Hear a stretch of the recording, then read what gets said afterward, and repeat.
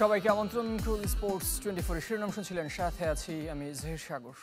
Dhaka premier league ম্যাচে fixing সন্দেহে তদন্ত করার ঘোষণা দিয়েছে ক্রিকেট বোর্ড। অ্যান্টি কারাপশন ইউনিটের পাশাপাশি তদন্ত শুরু করেছে লিগের টেকনিক্যাল কমিটিও। শাইনপুকুর ব্যাটার মিনহাজুল আবেদিন সাব্বির ও রহিম আহমেদকে ডেকে মাঠে পরীক্ষা নিয়েছে আকু। দেখে মনে হতে পারে শুটিংয়ের দৃশ্য, তবে এমন ভাবনা ভুল।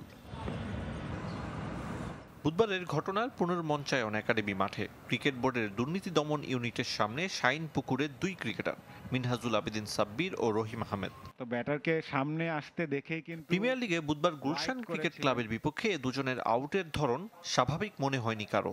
প্রশ্ন তুলেছেন সাবেক ও বর্তমান ক্রিকেটাররা। বিসিবি কর্তারাও নীরব থাকতে পারেননি। ঠিকঠাক চলছিল ঢাকা প্রিমিয়ার লিগ, তবে শাইনপুকুর গুলশান ম্যাচের পর পরিস্থিতি উত্তপ্ত। পারিশ্রমিক, ফিক্সিং এর অভিযোগ আর সন্দেহ সবকিছুই একসাথে উঠে এসেছে। তীব্র সমালোচনার মুখে নড়ে চড়ে বসেছে ক্রিকেট বোর্ড। আনুষ্ঠানিক বিবৃতি দিয়ে নিজেদের উদ্বেগের কথা জানিয়েছে। সঙ্গে আকুর পাশাপাশি লিগের টেকনিক্যাল কমিটির মাধ্যমে তদন্ত করার ঘোষণা দিয়েছে। কাজও শুরু হয়ে গেছে।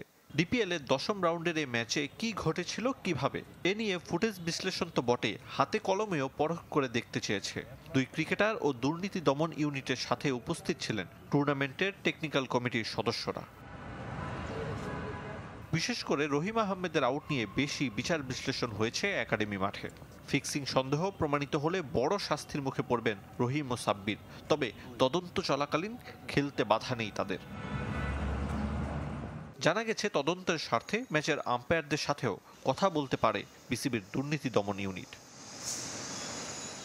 আরিফুল ইসলাম, চ্যানেল 24, ঢাকা। এদিকে ঢাকা প্রিমিয়ার লিগে চতুর্থ ও পঞ্চম দল হিসেবে সুপার লিগ নিশ্চিত করেছে গাজী গ্রুপ ক্রিকেটার্স ও লেজেন্ডস অব রূপগঞ্জ। ডিএল মেথডে ব্রাদার্সকে 10 রানে হারিয়েছে লেজেন্ডস অব রূপগঞ্জ। গাজী গ্রুপের কাছে 170 রানে হেরেছে পেমেন্ট ইস্যুতে প্রতিবাদী 6 ক্রিকেটার ছাড়াই খেলতে নামা পার্টেক্স স্পোর্টিং ক্লাব। আর রূপগঞ্জ টাইগার্সের বিপক্ষে 5 উইকেটে জিতেছে ধানমন্ডি স্পোর্টস ক্লাব। এবারে সোজা পারিশ্রমিক ইস্যুতে বিদ্রোহীদের হুঙ্কার সত্ত্বেও মাঠে নেমেছিল পার্টেক্স স্পোর্টিং ক্লাব। তবে নিয়মিত 6 ক্রিকেটারকে বাদ দিয়ে সাজিয়েছিল একাদশ, কিন্তু পরিণতি সেই পরাজয়। শক্তিশালী গাজী গ্রুপ পৌঁছে গেছে সুপার লিগে। বিকেএসপিতে ব্যাট করতে নেমে এনামুল বিজয়, সাব্বির হোসেন ও শামীম মিয়ার 50-তে 7 উইকেটে 302 রান তোলে গাজী গ্রুপ। জবাবে 132 রানে থামে পার্টেক্স। ক্লাবের সঙ্গে ঝামেলার কথা জানিয়ে চলে যাওয়া সাব্বির ফিরে এদিন 21 বলে করেন মাত্র 4 রান।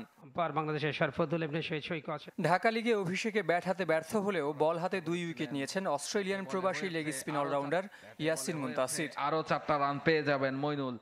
একই দিন পঞ্চম দল হিসেবে সেরা 6 নাম লিখিয়েছে লেজেন্ডস অব রূপগঞ্জ। মিরপুরে লড়াই করেও বৃষ্টি বাধায় 10 রানে হেরেছে ব্রাদার্স ইউনিয়ন।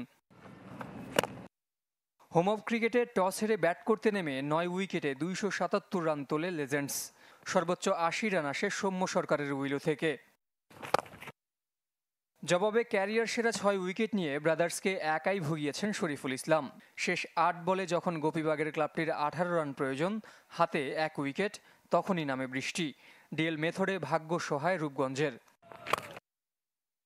সুপার লিগের শেষ দল নির্ধারিত হবে শেষ রাউন্ডে।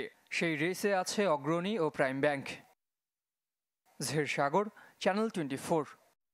দক্ষিণ এশিয়ান গেমসের পরিকল্পনার প্রস্তুতি শুরু করেছে বাংলাদেশ। 25 ডিসিপ্লিনে এবার অংশ নেবে। প্রথম দফায় 17 ব্যক্তিগত ডিসিপ্লিনের ফেডারেশনের সাথে বৈঠক করেছে অলিম্পিক অ্যাসোসিয়েশন। ফেডারেশনের চাওয়া বিদেশে প্রশিক্ষণ, বিদেশি কোচ ও উন্নত প্রশিক্ষণ সরঞ্জাম, যা পূরণের প্রতিশ্রুতি দিয়েছে বিওএ।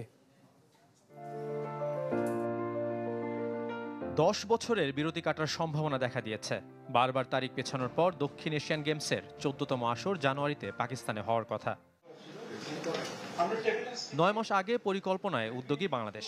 17 ব্যক্তিগত ডিসিপ্লিনের কর্মকর্তাদের সাথে বৈঠকে বসেছিল অলিম্পিক অ্যাসোসিয়েশন। পুরনো আলোচনা নতুন করে আবারও ফিরে এসেছে। সবার চাওয়া এক সুতোয় মিলেছে: বিদেশে উন্নত প্রশিক্ষণের সুযোগ, বিদেশি কোচ ও অনুশীলনের জন্য উন্নত সরঞ্জাম, যা পূরণের প্রতিশ্রুতিও দিয়েছে বিওএ। এই ফেডারেশনের রিকোয়ারমেন্টটা কি, ডিমান্ডটা কি, তাদের পরিকল্পনাটা কি, এটা আজকে আমরা তাদের কাছ থেকে জানলাম। বাট এটার পিছনে বা কত বাজেট খরচ হবে, কোন কোন ডিসিপ্লিন বা ইভেন্টে যাবে, এটা কিন্তু পরবর্তীতে আমরা সিদ্ধান্ত নিব। শেষ এসএ গেমসে বাংলাদেশের সাফল্যের মূলে ছিল আর্চারি, তবে সেবার ভারত খেলেনি। এবার খেলতে পারে, সেক্ষেত্রে চ্যালেঞ্জটাও বেশি। এখন তো ইন্ডিয়া আছে, so will try at least বেশ কিছু গোল্ড আমাদেরকে নেওয়ার জন্য। এখন আপনার বলেন ইন্ডিয়া তো অনেক উপরে, হ্যাঁ ঠিক আছে, ইন্ডিয়া অনেক উপরে, বাট থিং ইজ আমরা যে গত 3-4-5 বছরে কিছু কম্পিটিশন যেখানে আমাদের বিভিন্ন লেভেলগুলিতে ইন্ডিয়ার সাথে খেলা হয়েছে, সেখানে কিন্তু আমাদের ডিফারেন্স হচ্ছে পারফরমেন্সের ডিফারেন্স কিন্তু খুব একটা বেশি না। আগামী মাসে আমাদের সাফ অ্যাথলিট গেম ইন্ডিয়ার ঝাড়খণ্ডে অনুষ্ঠিত হবে। তারপরই যাতে আমাদের এই ট্রেনিংটা কন্টিনিউ করে আপ টু মানে এসএ গেম বা সাব গেমস পর্যন্ত, সেই ব্যাপারে আমরা বলেছি। আশা করতেছি যে সামনের সপ্তাহে আমি বিদেশি কোচ অলিম্পিক না দিলেও অন্তত আমি আমার ফেডারেশন বা আমার প্রেসিডেন্টের সাথে, নৌবাহিনীর প্রধানের সাথে আজকে সকালেও কথা হয়েছে, উনিও সম্মতি দিয়েছেন এই ব্যাপারে যে আমরা কোচ আনবো। 28 ডিসিপ্লিনের 25টিতে এবার অংশ নেবে বাংলাদেশ। 8 দলগত ইভেন্টের সাথে রোববার দ্বিতীয় মেয়াদে বৈঠক বিওএর। কেবল রোয়িং, বিলিয়ার্ড ও ট্রায়াথলনে অংশ নেবে না বাংলাদেশ। সাফায়েত মিদুল, চ্যানেল 24, ঢাকা। 35তম জন্মদিনটা ক্লাব সতীর্থদের সাথে পালন করলেন জামাল ভুঁইয়া। কেক কেটে ডিম মেখে করেছেন উদযাপন। পেয়েছেন হামজা চৌধুরী ও তার পরিবারের কাছ থেকে শুভেচ্ছা বার্তা। জুনে ঘরের মাঠে সিঙ্গাপুরের সাথে এশিয়ান কাপ বাছাই খেলবে বাংলাদেশ। বিশেষ দিনে আশ্বাস দিয়েছেন 3 পয়েন্ট পাবার। আর ভারতের বিপক্ষে তার না খেলার সিদ্ধান্ত ছিল কোচের। অনুশীলন শেষে সতীর্থদের ভালোবাসায় সিক্ত জামাল ভুঁইয়া। জন্মদিনটা আরও বিশেষ করে তুললেন ব্রাদার্স ইউনিয়ন ক্লাব ফুটবলাররা। কেক কেটে ডিম মেখে হয়েছে জন্মদিন উদযাপন। গেল কয়েক বছর ধরে নিয়মিত পরিবার ছাড়া এই দিনটা পালন করতে হয় জামালকে। তবে সতীর্থদের সাথেও উপভোগ করছেন। জন্মদিনের শুভেচ্ছা পেয়েছেন হামজা চৌধুরী ও তার পরিবারের কাছ থেকে। মা সবসময় নিজে কেক বানাইছে, তো এটা মিস করবো আজকে, বাট আমার ফ্রেন্ডস আছে এখানে, সো ওর সাথে এনজয় করবো। হামসা অলরেডি করছে, ওনার বউ অলরেডি মেসেজ পাঠাইছে আমাকে। তবে বিশেষ দিনে বিশেষ চাওয়া। জুনে সিঙ্গাপুরের সাথে এশিয়ান কাপ বাছাইয়ে লক্ষ্য পূর্ণ 3 পয়েন্ট পাওয়া। সঙ্গে প্রবাসী ফুটবলারদের দেশের হয়ে খেলাও দেখছেন ইতিবাচক হিসেবে। আমি উইশ করতে চাই আমরা নেক্সট ম্যাচ সিঙ্গাপুরের সাথে আমরা 3 পয়েন্ট নিব, এটা আমার বার্থডে উইশ। ওরা আসতে চাই, ওরা বাংলাদেশের জন্য খেলতে চায়। এখন আমি জানি না কে কে আসবে, বাট আমি দেখতেছি এটা একটা পজিটিভ জিনিস। ভারতের বিপক্ষে না খেলতে পেরে মনে কষ্ট আছে, তবে সিদ্ধান্তটা কোচের। ফুটবল না খেললে আমার তো খারাপ লাগে না, সো যে কোনো ম্যাচ আমি না খেলে মানে খেলতে পারে না, আমার খারাপ লাগে। সেটা কি ইনজুরির কারণে খেলা হয়নি? এটা কোচ ডিসিশন। বাংলাদেশ প্রিমিয়ার লিগের প্রথম লেগ না খেললেও দ্বিতীয় লেগ থেকে ব্রাদার্সের কমলা জার্সিতে হবেন নিয়মিত। সাফায়েত মিদুল, চ্যানেল 24, ঢাকা। সাফ অনূর্ধ্ব 19 চ্যাম্পিয়নশিপ সামনে রেখে 17 তারিখ থেকে আবাসিক ক্যাম্প শুরু করবে বাংলাদেশ। যশোরের শামসুল হুদা ফুটবল একাডেমিতে হবে এই camp. Match venue artificial turf হওয়ায় ভারত যাবার 7 দিন আগে সাফ আর বিকেএসপি টার্ফে হবে ক্যাম্প। 9 থেকে 18 মে ভারতে অনুষ্ঠিত হবে সাফ অনূর্ধ্ব 19 চ্যাম্পিয়নশিপ। এছাড়াও সাফ অনূর্ধ্ব 17 চ্যাম্পিয়নশিপ ও এফসি অনূর্ধ্ব 17 এশিয়ান কাপ 2026 কোয়ালিফায়ার্স এ অংশ নেবে বাংলাদেশ। বাফুফের ডেভেলপমেন্ট কমিটির তৃতীয় সভায় এই সিদ্ধান্ত আসে। সভায় অনলাইনে যোগ দেন ডেভেলপমেন্ট কমিটির চেয়ারম্যান নাসের শাহরিয়ার জাহিদি।